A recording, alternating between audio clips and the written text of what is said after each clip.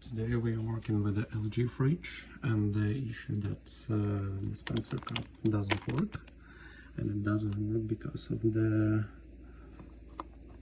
this part is broken, and we're gonna add some longer bolt into here to try to make it work.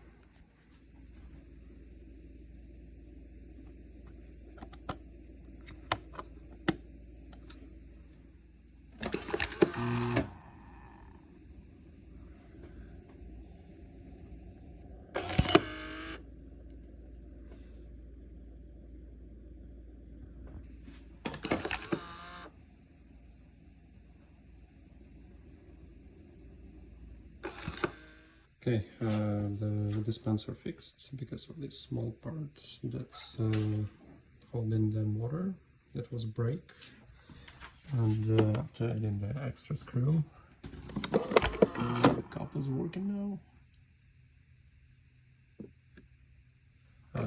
Instead of replacing the whole door assembly, we fix the ice maker.